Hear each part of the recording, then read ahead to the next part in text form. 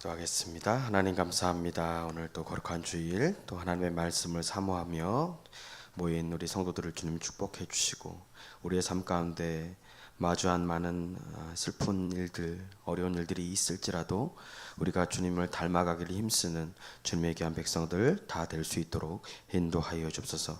예수님을 본받아 우리가 섬김의 삶을 통하여서 하나님의 나라를 아름답게 세워나갈 수 있도록 우리를 사용하여 주옵소서. 감사드리옵고 예수 그리스도의 이름으로 기도드렸습니다. 아멘. 예, 감사합니다. 이렇게 또 추운 날씨인데도 불구하고 또 하나님의 은혜 가운데 또 하나님의 은혜를 사모함으로 나온 여러분들을 주님의 이름으로 축복합니다. 제가 오늘 말씀을 묵상하면서 옛날 신학교 시절을 좀 생각을 했었어요.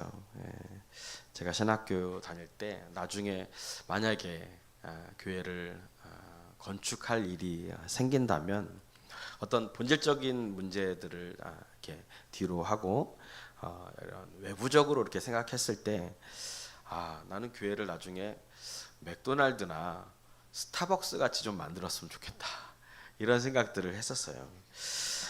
이걸 동감하시는 분들이 참 많으실 것 같습니다. 왠지 그런데 가면 좀 이렇게 마음도 편해지고 또 뭔가 이게 분위기상으로 굉장히 좀 이런 안정감을 느낄 때가 참 많이 있습니다. 신학생이기 때문에 교회에서 그런 안정감을 찾아야 되는데 그런 데 가서 찾는다는 것이 좀 이렇게 어폐가 있긴 하지만 그래도 이렇게 가 보면 참 그 분위기가 이렇게 지갑을 열게 만들어 놓잖아요, 그죠? 우리가 선물에도 두 가지가 있죠. 내용물과 또 포장지가 있습니다. 이러한 또 서비스업에는 맛과 분위기가 참 중요하죠. 그리고 여기에서 맛이 본질이라고 한다면 또 더 그것에 상응하게 중요한 것이 분위기인데, 이 분위기는 다시 말하면 공간과 사람으로 이렇게 나뉠 수가 있을 것입니다. 그곳에 가면 늘 이렇게 직원들도 친절하고 또 음식도 맛이 있고 늘 아늑하고 또 오고 싶은 그런 분위기들이 참 많이 생기는 것 같아요. 그래서 그런지 제가 이제 선교사한테 있다 보면 선교사님들이 다 이제 외국 생활들을 많이 하셨고 또 이렇게 회의를 하다 보면 겨울이나 이런 여름 이 두 절기는 항상 카톡이 와요. 오늘 회의는 스벅에서 합니다. 이렇게 하면 매일 출근을 스타벅스로 갑니다. 그러면 뭐 드실래요? 이렇게 메뉴를 이제 물어보고, 그때만 해도 저는 아직 이렇게 뭐 커피를 그렇게 좋아하진 않았습니다. 그때는 우리나라 사람들이 다 선호하는 맥심파였는데 이렇게 하루 이틀 1년, 2년, 5년 스타벅스를 매일 간다고 생각해봐요. 그러니까 제 입맛이 어떻게 되겠어요? 바뀌죠. 기준이 스타벅스가 됩니다. 그렇다 보니까 이제 지금도 이제 이렇게 뭔가 커피를 마시고 싶으면 자연스럽게 이렇게 스타벅스를 가게 되는데, 교회에 성도가 처음 왔을 때 이런 편안함과 또 오고 싶어하는 마음을 생길 수 있게 하는 방법이 뭘까? 이제 그런 고민들을 이제 교회 개척학적인 생각을 하는 거죠. 그러면 성도들이 관심을 가져다주고 또 섬겨주는 그런 교회, 그리고 예배와 말씀과 찬양의 맛이 좋은 교회, 앉아 있어도 아늑하고 평안한 영적 분위기, 이러한 것들을 이렇게 좀 상상을 하게 되는 거죠. 그래서 오늘처럼 이렇게 날씨가 추운 날이 되면 저도 이제 교회에서 저 혼자 난방을 이렇게 다 틀어놓는 게 너무 아깝기도 하고, 또 언제 뭐 매일 커피 한 잔은 마시잖아요. 그러니까 이제 가장 싼 커피숍을 이렇게 가서 앉아서 이렇게 커피도 마시고 그러긴 하는데, 그런 모습들을 생각하면서 어떻게 우리 교회가 이렇게 오고 싶은 교회가 될 수 있을까, 그것들을 늘 상상하게 됩니다. 우리가 커피하면 생각나는 회사가 그래서 스타벅스인데, 스타벅스는 항상 공간을 그 미국 사람들의 그런 어떤 공간, 집안의 공간과 비슷하게 이렇게 만들어 놓죠. 한 신문을 보니까 우리나라를 스타벅스 공화국으로 이렇게 이야기를 하더라고요. 그래서 보니까 스타벅스 1위가 가장 많은 매장이 있는 게 미국이 만들었으니까, 또 인구가 많은 중국, 그 다음에 우리 한국이 세 번째로 세계에서 가장 스타벅스가 많이 있다고 합니다. 스타벅스 최고 경영자인 하워드 베하라는 사람이 사람들은 왜 스타벅스를 가는가라는 책을 썼습니다. 이 당시에 스타벅스가 세계에 한 15,000개의 매장을 이렇게 운영하였는데, 그렇다면 어떻게 이 커피 하나로 세계 가운데 이러한 어떤 영향력을 끼치는 매장을 만들었을까? 어떤 마인드와 철학을 가지고 있었을까? 그것을 알려주는 책입니다. 스타벅스는 철저히 직영점 중심으로 이루어집니다. 그래서 내가 스타벅스를 하고 싶다 그래서 할 수 없어요. 그냥 직원에서 다 만듭니다. 교통과 또 사람들의 어떤 그런 이동 경로, 편의성 이런 것들을 이제 통해서 만듭니다. 그래서 한간에 우리나라 사람들이 커피점을 만들려면 스타벅스 옆에다 만들어라. 그러면 거기에 못 들어가는 사람이 일로 다 올 거다. 이러면서 이제 그런 이야기를 내놓은 부분들도 있었는데, 처음에 스타벅스가 들어왔을 때 사람들이 깜짝 놀랍니다. 왜 깜짝 놀랐을까요? 너무 비싸서. 그죠? 스타벅스가 들어왔는데 그 당시에 커피 한 잔이 밥 점심값 한 끼랑 거의 비슷했어요. 그렇다 보니까 저걸 누가 사 먹나 이제 그렇게 반신반의했지만, 지금은 어떻습니까? 밥은 안 먹어도 커피는 먹어야 된다라는 주의로 사람들이 많이 이렇게 변화된 것을 보게 됩니다. 제가 이 책을 읽으면서 한 사람의 마인드가 얼마나 중요한가에 대해서 깨닫게 되는데요. 그 저자가 이런 아티클을 남겼기 때문에 제가 이 책에 이제 손을 내밀었습니다. 생각대로 살지 않으면 사는 대로 생각한다라는 이야기를 합니다. 10가지 리더십의 원칙을 소개하고 있는데, 나중에 사실은 이 책을 가지고 좀 북콘서트를 한번 할 생각을 가지고는 있습니다. 저자는 이 섬김의 리더십을 통해서 사업이 어떻게 성장하는가를 이야기를 하는데, 그는 그런 철학을 가지고 있어요. 사람을 성장시키면 사람이 사업을 성장시킨다. 그러한 마인드를 가지고 이 스타벅스를 여기까지 키워왔습니다. 저도 이 딱 글을 보면서 나도 이런 마음을 가져야 되겠다. 성도가 성장하면 교회가 부흥한다.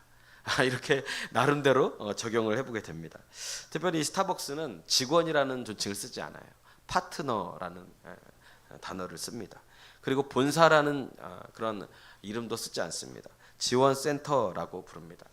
그래서 모든 직원이 상하 관계가 아니라 수평적인 관계에서 서로 배려하고 존중하면서 이 안에서 서로가 섬김의 대상이 되어짐을 이야기를 하고, 그것이 잘 이루어질 수 있도록 하는 것이 본사가 아니고 지원센터라는 거예요.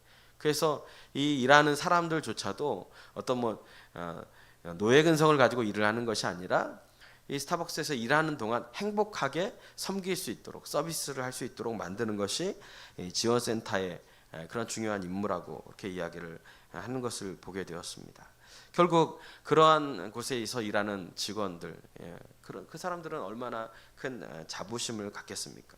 결국 이러한 섬김의 리더십이 회사를 키우게 되는 것입니다.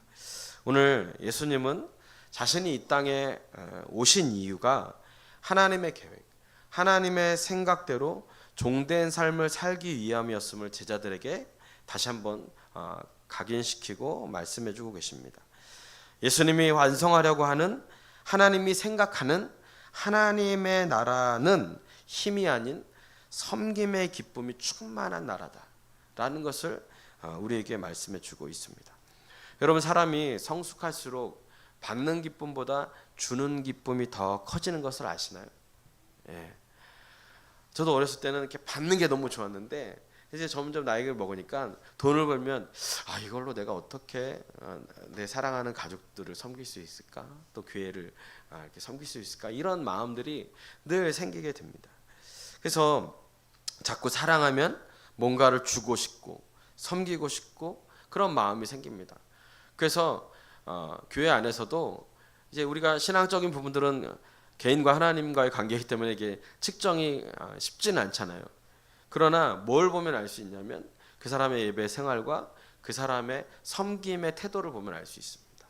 그래서 교회라는 공동체는 이런 섬김의 기쁨이 충만할수록 성령이 더 섬기는 자들에게 그 섬김을 더 많이 할 수 있도록 축복해 주시는 곳이 바로 교회이고 우리 하나님의 성도라는 것입니다.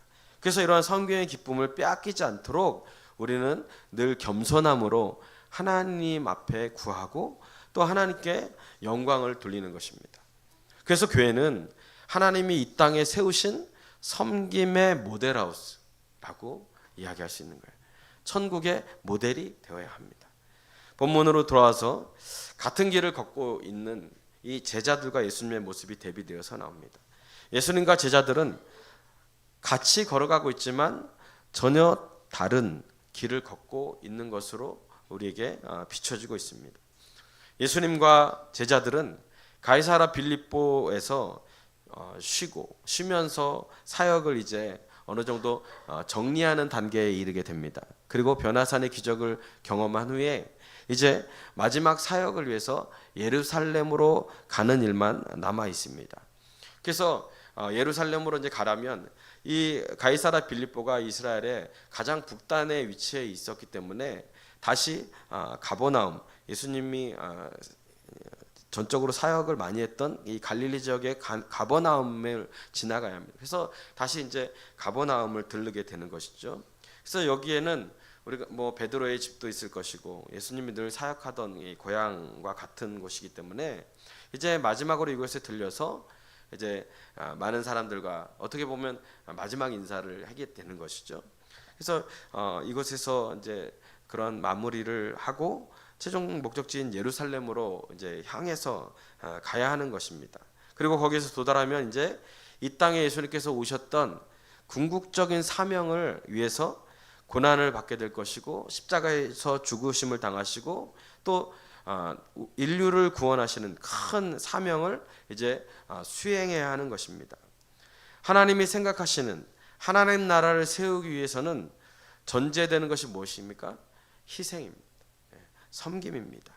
그런데 이 섬김의 끝판왕이 뭐예요? 십자가를 지는 것입니다.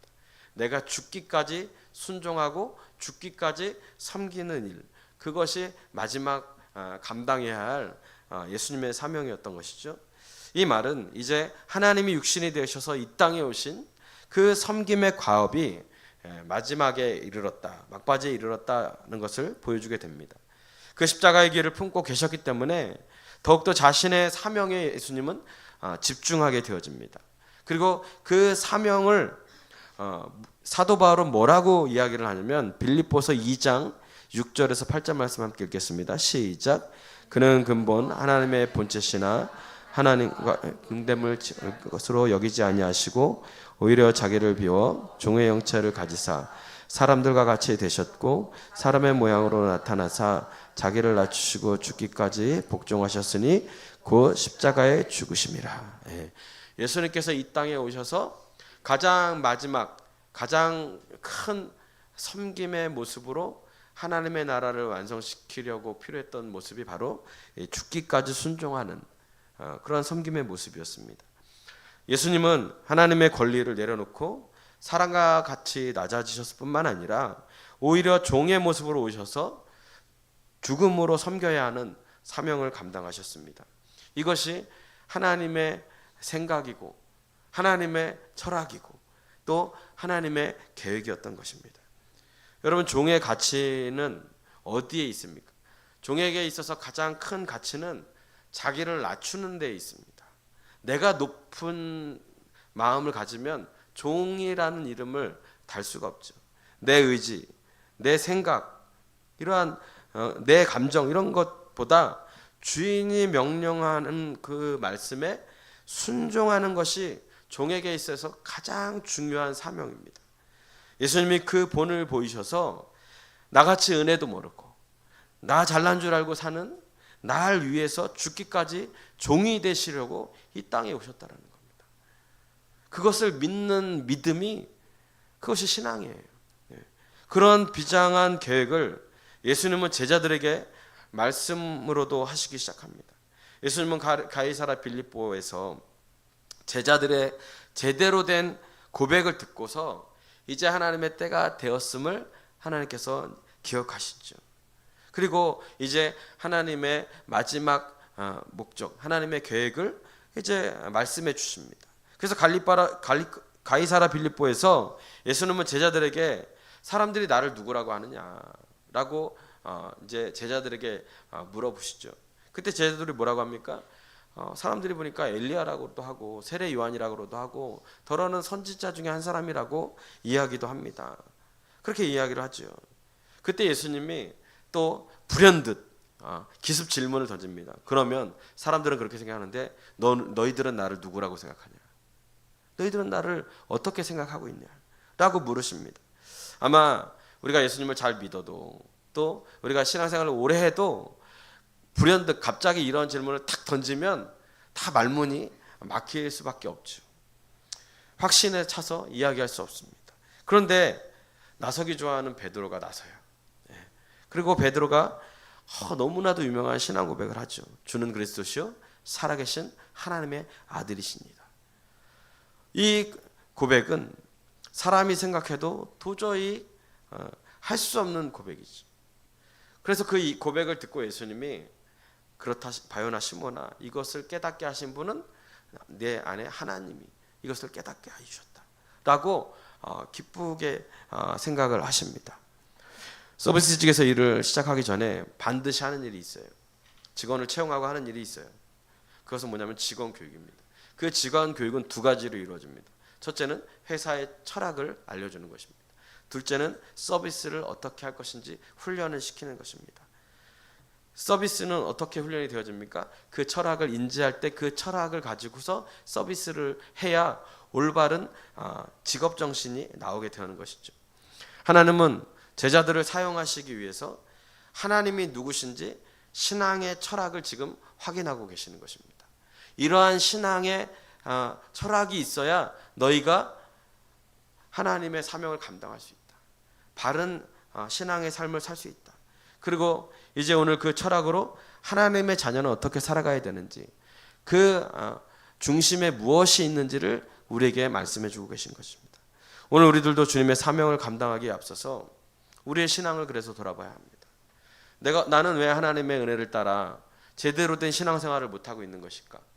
왜 나는 다른 사람들이 그렇게 기쁘게 여기는 그 복음의 기쁨이 내 안에 넘치지 않는 것일까? 그것은 바로 우리가 하나님의 계획, 하나님의 생각에서 나의 신앙이 비롯되고 있는가를 찾아내면 해결할 수 있습니다. 그렇기 때문에 우리가 이렇게 하나님 앞에 예배를 드리는 이유가 무엇인가요? 하나님의 생각, 하나님의 뜻을 분별할 수 있는 은혜를 우리에게 주시기 때문에 그렇습니다. 그 은혜가 주어질 때 우리는 우리의 삶을 하나님의 계획과 섭리와 또 세상 사람들이 말한다고 하는 그런 철학, 그것을 바탕으로 해서 우리가 이 신앙생활을 기쁘게 온전히 이루어갈 수 있는 것입니다. 그 마인드가 없으면 신앙생활처럼 이렇게 힘든 게 없는 거예요. 신앙생활처럼 이렇게 고된 것이 없는 것입니다. 그러나 이 하나님의 뜻이 분별되어지는 순간 이것이 우리에게 너무나 큰 기쁨이 되어지는 것을 믿습니다. 내가 확신이 없는데 어떻게 우리가 복음을 전할 수 있습니까? 내가 하나님을 모르는데 어떻게 하나님이 살아계시다라고 이야기할 수 있겠습니까? 오늘 이후로는 자신 있게 대답할 수 있는 여러분이 되어주길 소망합니다. 주님은 나의 구원자이십니다. 주님은 나의 주인이 되십니다. 그러면 하나님이 우리에게 집중하실 것입니다. 하나님의 시선이 우리로 향하게 될 것입니다.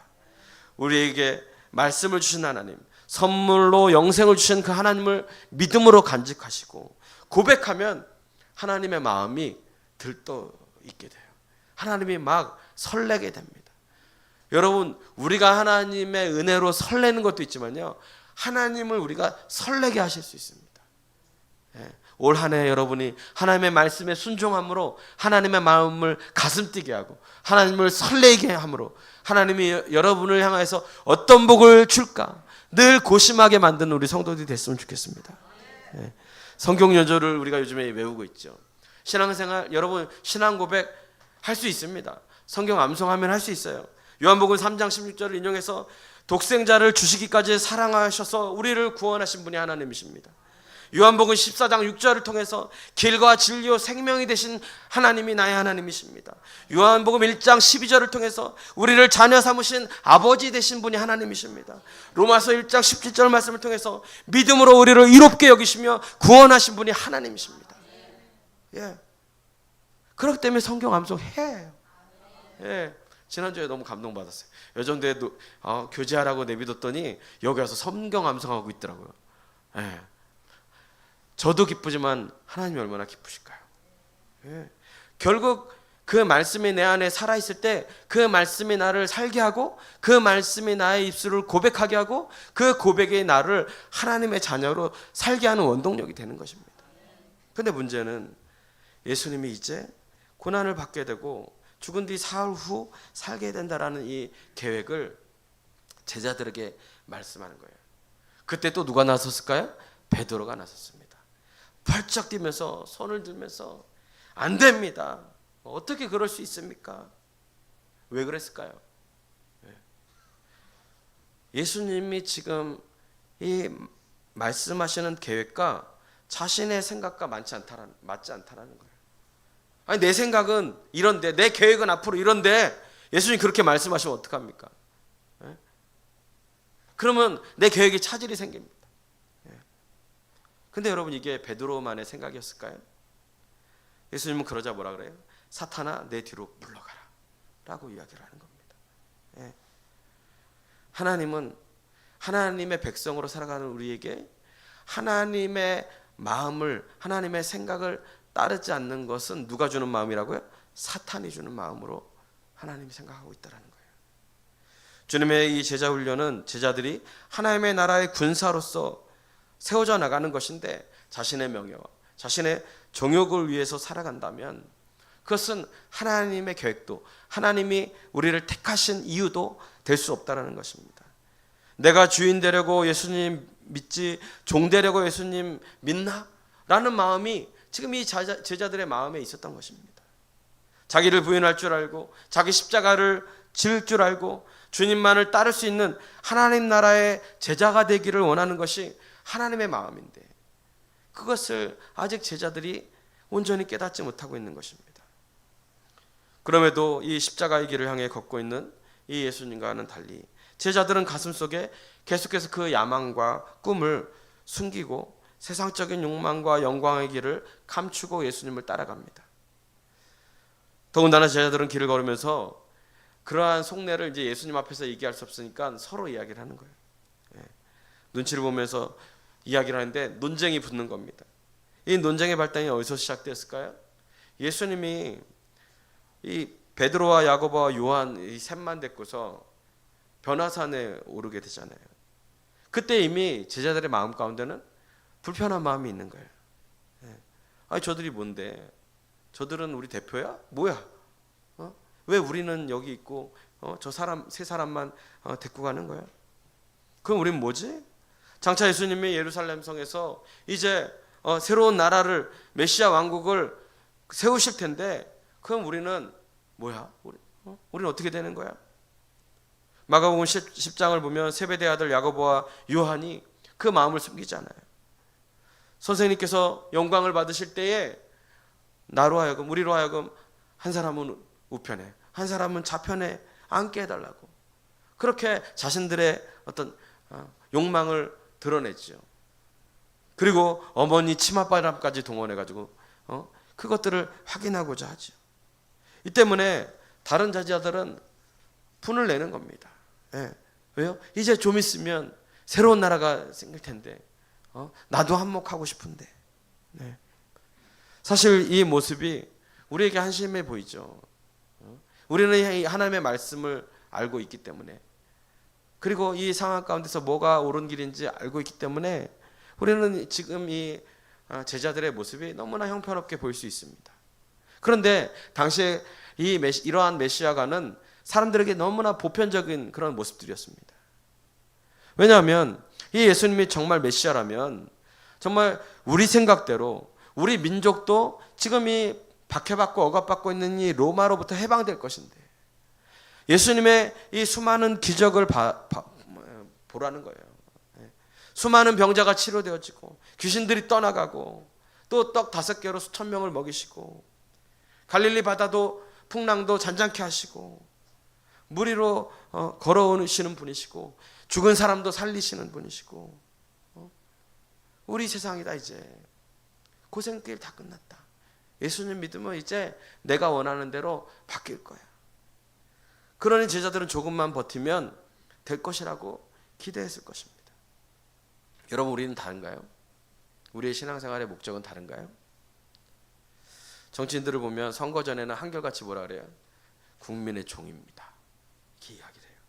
근데 이제 당선되고 나면 어떻습니까? 그 자리, 높은 자리에 오르게 되면 어떻습니까? 권력을 잡게 되고 내가 원하는 세상을 만들고 누릴 수 있을 것이라고 생각합니다. 우리가 주님과 함께 동행하는 제자들의 처지였다면 이런 생각을 우리도 아마도 했을 것입니다. 왜요? 그 생각은 누구나 다 보편적인 생각이었기 때문에 우리 스스로도 자신할 수 없는 것입니다. 누가 1년 동안 봉사했더니, 누가 20일 금식 기도했더니 사업이 잘 되고 자녀들이 대학 가더라, 병도 낫게 되었다더라, 나도 조금만 참고 한번 그렇게 해볼까? 예수님의 뜻보다 내 생각대로 믿음 생활하는 사람들이 너무나 많다라는 것입니다. 그러면 여러분, 예수님이 뭐라고 하실까요? 땡 하시겠죠. 내가 너 속마음 알고 있다. 내가 너 중심을 보고 있다. 그런 제자들을 향해서, 그런 우리들을 향해서 주님이 뭐라고 하십니까? 35절 말씀을 한번 읽어보겠습니다. 시작. 예수께서 앉으사 12 제자를 불러서 이르시되 누구든지 첫자가 되고자 하면 무사람의 끝이 되며 무사람을 섬기는 자가 되어야 하리라 하시고. 예. 여러분 첫째가 되고 싶으세요? 끝이 되고 싶으세요? 첫째 되고 싶죠. 예. 돈을 벌어도 가장 많이 벌고 싶잖아요. 그죠? 우리 자녀들이 공부해도 1등 했으면 좋겠잖아요. 그죠? 그런데 교회에서 이것 좀 해주세요, 봉사 좀 하라 그러면 어떻게 하고 싶으세요? 잘하죠. 예. 우리 교회는 다 잘하세요. 예. 근데 대부분 많은 사람들이 숨고 싶어 해요. 예. 좀 불편한 건 피하고 싶어 해요. 예. 그게 사람의 마음입니다. 이 말씀은 결국 게으르고 무능해서 꼴찌가 되라는 것이 아니고, 첫째가 될 수 있는 능력도 있고 자격도 있지만 하나님의 나라를 세우려면 너희가 섬김을 위해서 꼴찌가 되고 끝이 되어야 된다 라고 이야기를 하는 것입니다. 여러분, 왜 분쟁이 생길까요? 왜 다툼이 있나요? 결국 가정과 일터, 교회, 사람들을 만나는 모든 그러한 삶의 자리에서 내가 섬김받으려고 하니까 결국 다툼이 생기는 거예요. 내가 조금 더 편해지려고 하니까 분쟁이 생기는 거예요. 내가 주인 되려고 하니까 이렇게 되어지는 것이죠. 예. 내가 먼저 섬기려고 하면 다툴 일이 없습니다. 내가 좀 더 수고하려고 하면 다툴 일이 없어요. 그런데 다툼이 일어나요. 예. 왜요? 끝이 되기 싫어서. 예.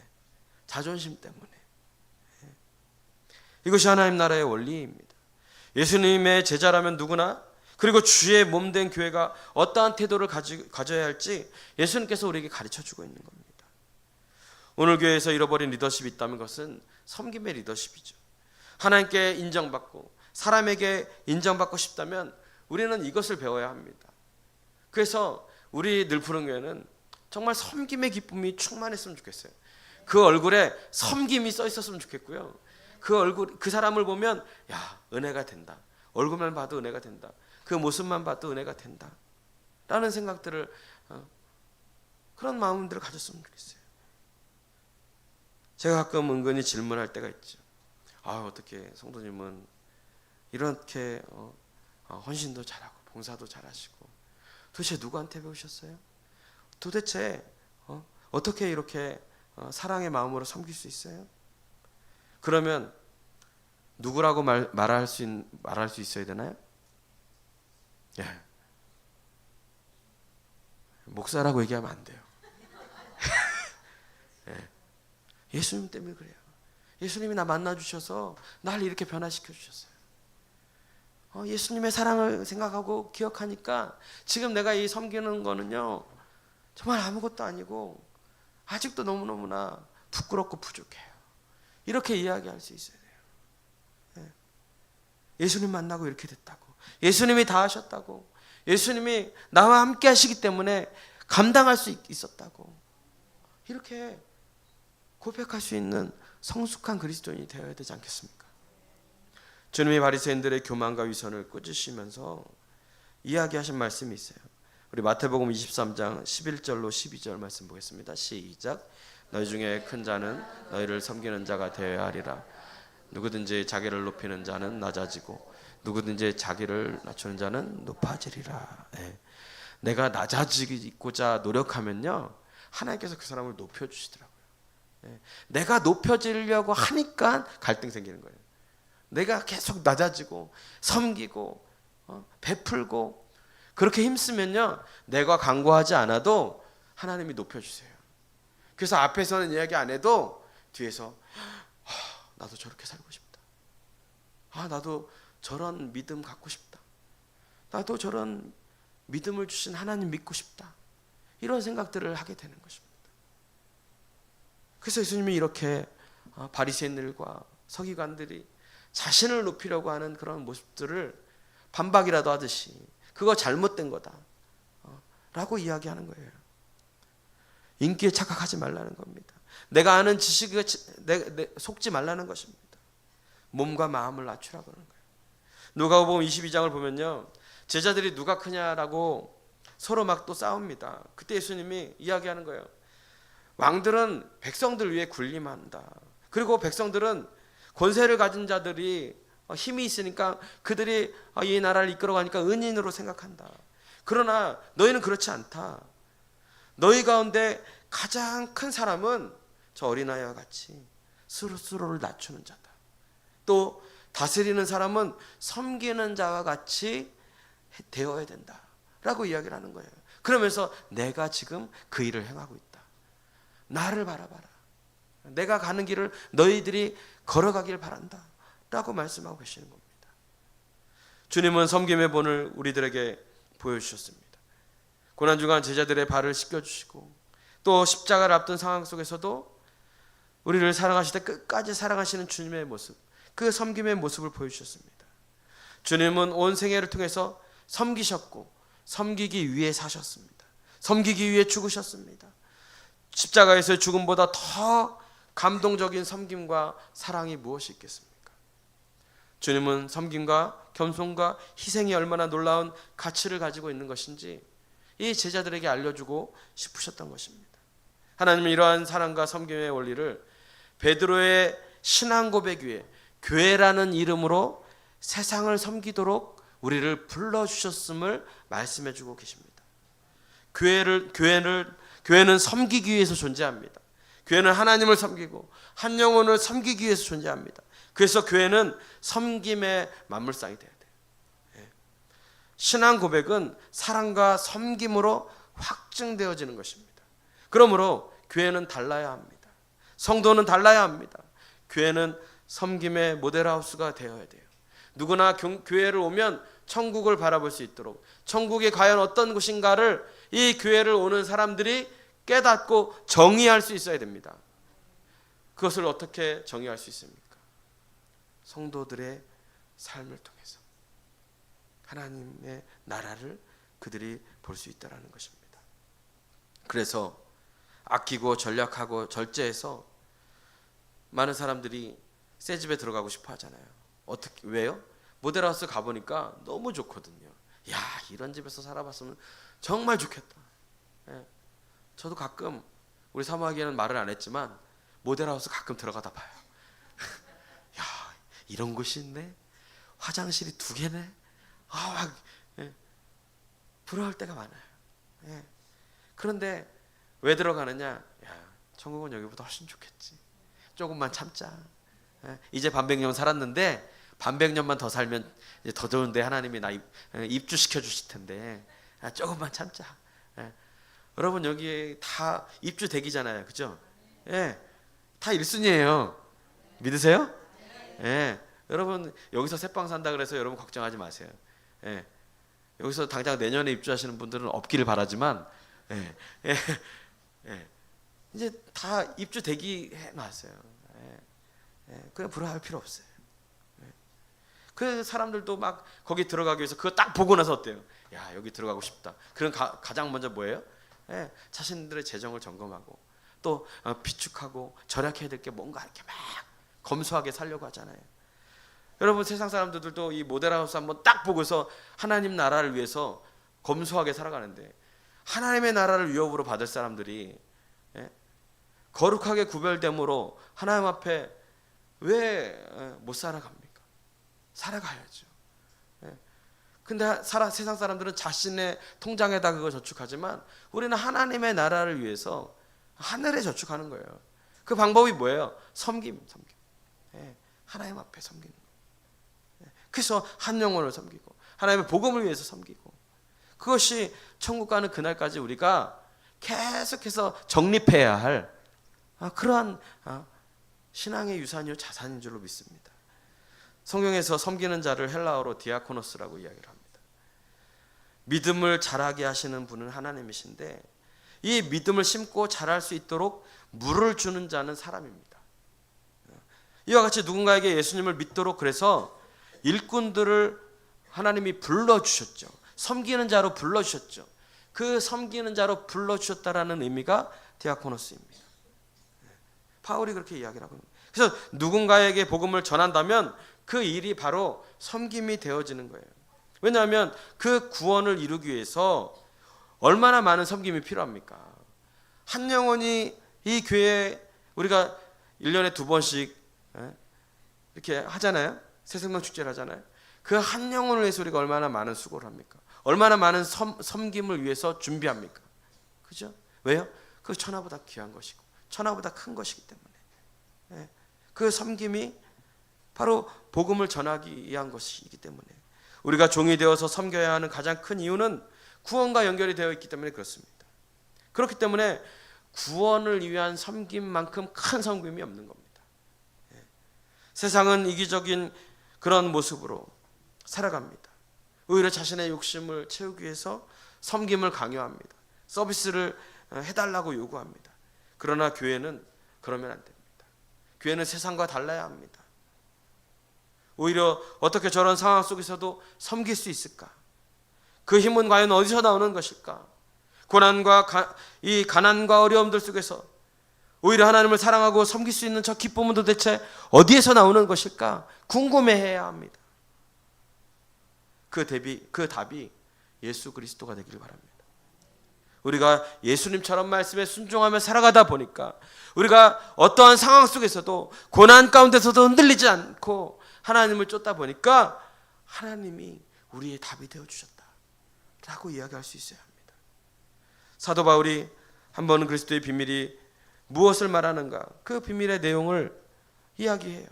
이방 사람들이 복음을 듣고 예수 안에서 유대 사람들과 하나님 나라를 같이 유업으로 받기를 원하는 그 마음을 이 바울이 늘 간곡히 이야기를 합니다. 그래서 우리는 예수 그리스도의 안에서는 한 몸이다. 그들을 적대시하거나 차별해서는 안 된다. 오히려 그들이 하나님을 믿겠다고 하면 하나님의 자녀로 받아들이고 그들을 최선을 다해서 섬겨서 정말 그들이 하나님의 나라를 경험할 수 있도록 하나님이 이곳에 부르신 그 부르심의 의미를 깨달을 수 있도록 우리가 잘 섬겨야 된다. 그래서 우리는 디아코노스가 되어야 된다 라고 이야기를 하는 것입니다. 그런데 섬길 때 주의할 점이 있는데 대상이 문제라는 거죠. 여러분 우리가 섬길 만한 가치가 있다고 생각하는 사람들은 우리가 다 쉽게 섬겨요. 그죠? 근데 문제는 뭐냐면 섬길 가치가 없다라고 생각하는 사람들을 우리가 이미 마음에 단정 지어놓고 그들을 무시한다라는 거죠. 그냥 지나친다라는 것입니다. 그래서 주님은 그러한 제자들의 모습들 속에서 한 아이를 데리고 옵니다. 그리고 가운데 세워놓고 그를 안아주면서 이야기를 해요. 마가복음 9장 37절 읽겠습니다. 시작. 누구든지 내 이름으로 이런 어린아이 하나를 영접하면 곧 나를 영접하며 누구든지 나를 영접하면 나를 영접함이 아니요 나를 보내신 이를 영접함이니라. 예. 누가 어린아이일까요? 우리 교회 안에도요. 지금 눈에 보이는 이 액면으로는 어린아이가 없어요. 그러나 어린아이와 같은 분들이 존재합니다. 그죠? 네. 여기서 어린아이는 순수하거나 철이 없어서 착한 아이를 특징지어서 이야기하는 것이 아닙니다. 아직 여러모로 미성숙하고 자기 힘으로 무언가를 할 수 없는, 그래서 뭐가 옳고 그른지 분별할 수 없어서 부족한 그런 아이들을 이야기하는 겁니다. 나이가 어리고 힘이 부족해서 전쟁에서도 쓸 수 없고 시장에서 뭔가 일을 시켜서 가정에 도움이 되고자 일을 시키려고 해도 너무 어리기 때문에 일꾼으로 사용할 수 없을 만큼 가치가 없게 느껴진 존재가 바로 어린이들이었습니다. 그런 어린이들이었기 때문에 그 당시에 많은 사람들은 그 어린이들을 사람의 수에도 계수하지 않는 그러한 존재로 여겼다라는 것이죠. 그런데 예수님께서 이 어린아이와 같은 존재들을 안으시고 섬겨야 된다, 이런 이야기를 하시는 거예요. 힘이 없고 부족한 존재를 섬기라는 것입니다. 이것은 당시 사람들이 가지고 있는 상식과 너무나 상반된 이야기고 관행을 깨는 이야기입니다. 근데 주님은 이렇게 무시당하고 천시당하는 어린아이를 오히려 안아주고 내가 이들을 위해서 왔다, 그러면서 그들을 높여주는 겁니다. 예. 여러분, 하나님의 관심은요, 그래서 이 땅에 낮은 자들을 향합니다. 예. 하나님은요, 하나님의 아픈 손가락을 더 생각해요. 예. 그래서 우리 주님은 연약한 자들을 품어주시는 사랑의 하나님이시면 우리에게 늘 말씀해주고 계세요. 여러분, 억울한 일을 당하고 지금 내가 하고자 하는 일들이 잘 안 되고 있을 수 있습니다. 예. 그러나 여러분, 낙심하지 마십시오. 하나님의 사랑은 여러분을 향해서 향해 있다라는 거예요. 예. 낮은 자들을 찾아 내려와서 만나주시고 안아주시고 죽기까지 구원하신 분이 하나님이십니다. 다른 사람들은 다 외면할지라도 하나님은 나를 영접하시리이다 라고 성경은 고백하고 있습니다. 그렇다면 어린이가 상징하는 사람들은 어떤 부류의 사람일까요? 요즘 아이들은 다 금수저인 것 같아요. 단 한 사람도 금수저가 아닌 아이들이 없습니다. 왜 그렇습니까? 부모님이 힘들어도 자녀들은 남못지 않게 다 해주려고 노력합니다. 내가 부족해도, 내가 덜 써도, 내가 덜 입어도 자녀만큼은 세상에 내놔도 흠없이 내놓기를 원해요. 그러니까 자꾸 자녀들이 어떤 병에 걸립니까? 나만 알아, 나만. 예. 내 것만 소중해요. 예수님 사랑하게 되면 자꾸 우리의 마음 가운데 어떤 마음이 들어야 되냐면, 내가 섬겨야 될 사람이 눈에 밟혀야 돼요. 내가 관심을 가져야 될 사람들이 눈에 밟혀야 됩니다. 네. 그래서 오늘 찬양을 하는데 참 은혜가 되더라고요. 매일 순간마다, 매일 순간마다 힘들어하고 고통당하는 자들을, 고통을 당하고 있지만 내가 주님과 동행하기를 힘쓰는 그러한 내용의 찬양을 하면서 참 마음의 위로가 되더라고요. 하나님, 내 현실은 힘들고 어려운데 내가 주님과 동행하니까 하나님이 나를 높여주시고 나를 위로해 주시고 내게 빼앗겼던 그 평안을 주시는 거야. 그것이 세상의 그 무엇보다도 내 마음을 천국으로 만드는구나 라는 생각들을 하게 되었습니다.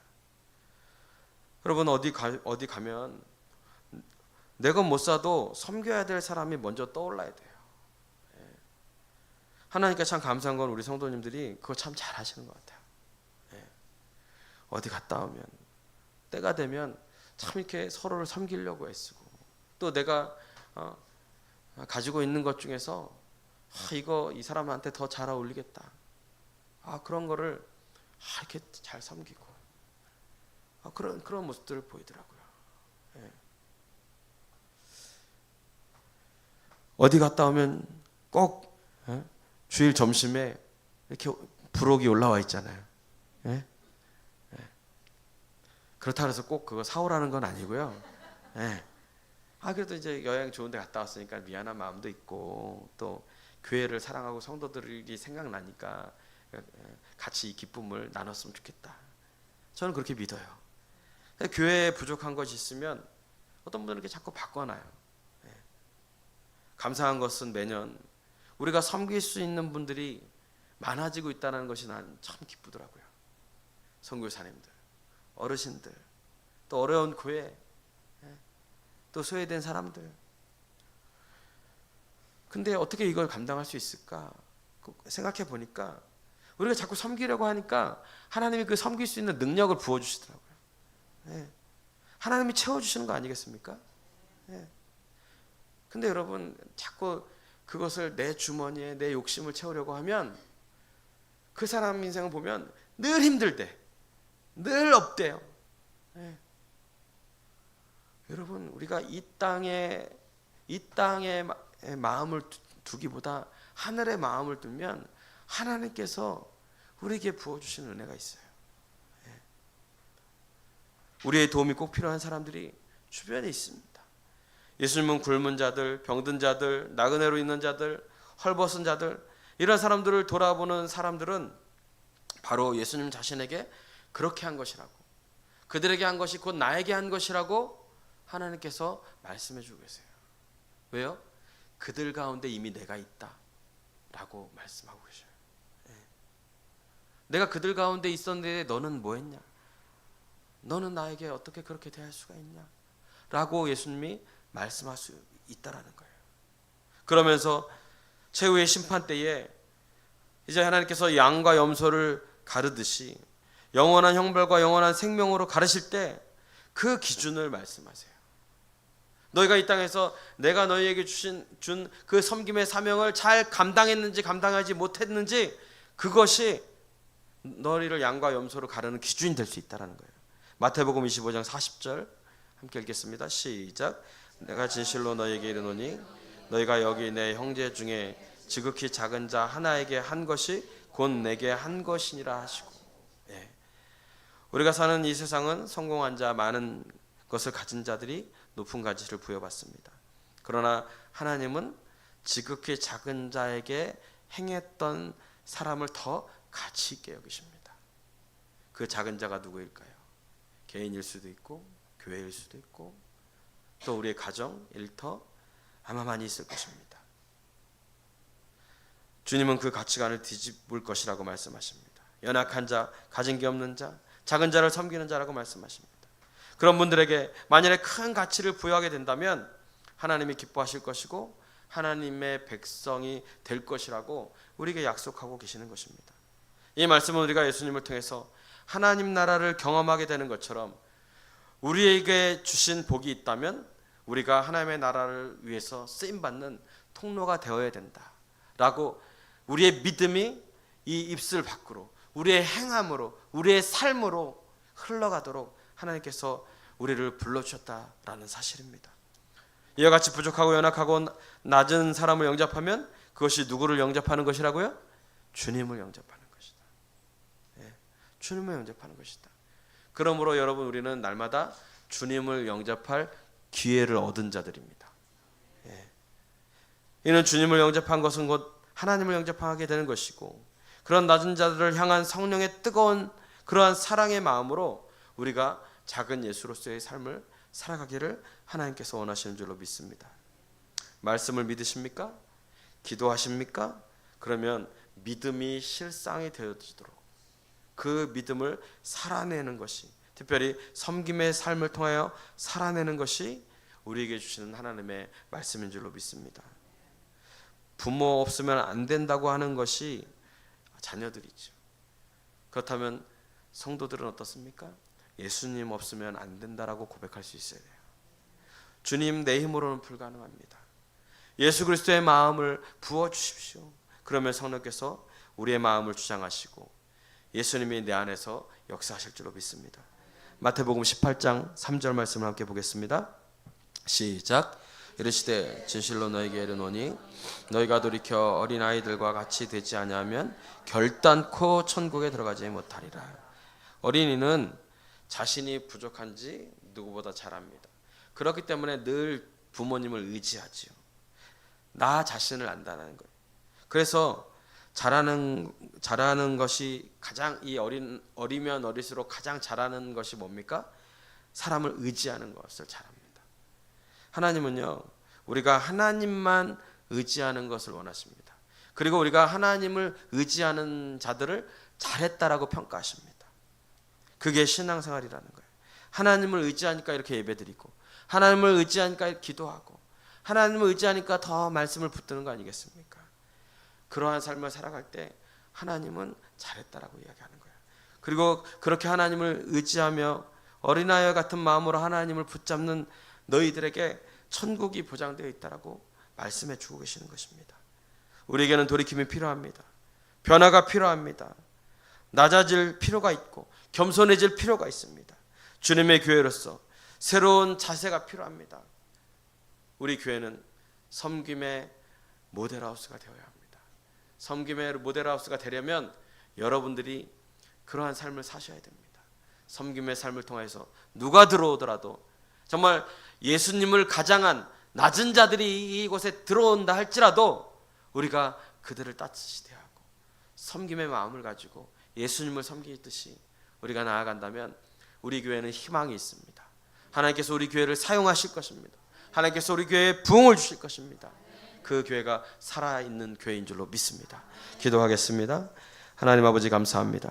오늘도 우리에게 하나님의 말씀을 허락하여 주셨고 또 섬김의 리모델링된 교회로서 우리를 사용하고자 우리를 불러주셨는데 하나님 우리가 과연 하나님 앞에 섬김의 리더십을 통하여서 하나님의 나라를 이루어가고 있는지 우리 스스로를 돌아볼 수 있도록 인도하여 주옵소서. 우리가 하나님의 뜻 가운데 생각한 것을 이루어갈 수 있도록 하나님 우리에게 믿음을 주시고 우리가 그냥 지금 우리의 현실에 되어진 것을 따라 살아가는 것이 아닌 하나님의 믿음을 따라 우리가 강하고 담대한 믿음으로 하나님 앞에 쓰임받을 수 있는 주님의 귀한 성도들 다 될 수 있도록 인도하여 주옵소서. 어린아이 같이 낮아진 마음을 우리에게 허락하여 주시고 날마다 하나님을 의지하기를 힘쓰는 주님의 귀한 백성들 다 될 수 있도록 역사하여 주옵소서. 감사드리옵고 예수 그리스도의 이름으로 기도드렸습니다. 아멘. 이 시간 우리 여전도 회원들 나오셔서 하나님 앞에 찬양으로